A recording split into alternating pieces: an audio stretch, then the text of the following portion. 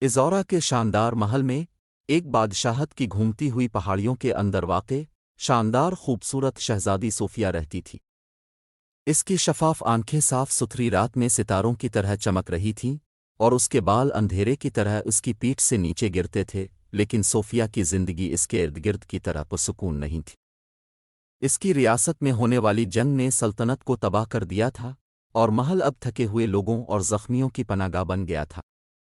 بادشاہ کے زمانے میں تیار کیے گئے باغات اب الفاجڑ چکے تھے، چشمے خشک ہو گئے تھے اور توپوں کی آواز دور دور تک گونج رہی تھی۔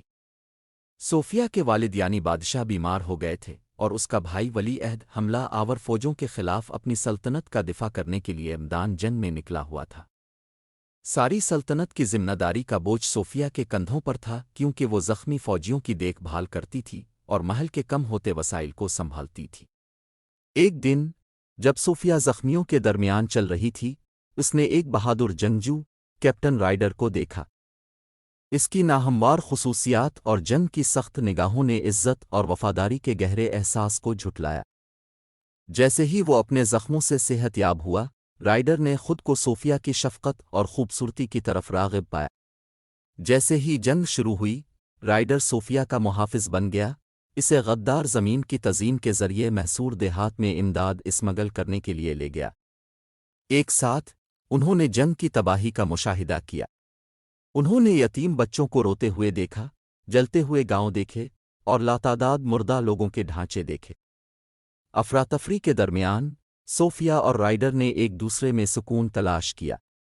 چوری ہوئی نظریں سرگوشیوں میں بدل گئیں اور صوفیہ کا دل ہر گزرتے دن کے ساتھ تیز تر ہوتا گیا۔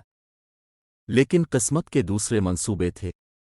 دشمن کی فوج نے محل کی دیواروں کو توڑ دیا تھا اور رائڈر اس کے دفاع کے لیے لڑائی میں شدید زخمی ہو گیا۔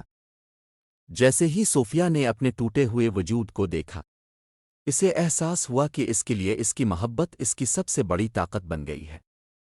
رائڈر کی رہنمائی کے ساتھ صوفیہ نے باقی فوجیوں کو اکٹھا کیا اور ایک جرات مندانہ جوابی حملے کی قیادت کی۔ جنگ کی لہر بدل گئی اور سلطنت بچ گئی۔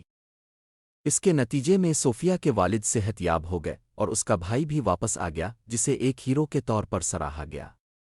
رائڈر جو اب صحت یاب ہو چکا تھا، صوفیہ کے شانہ بشانہ کھڑا تھا اور ساری سلطنت کی عوام ان کی فتح کا جشن منا رہی تھی۔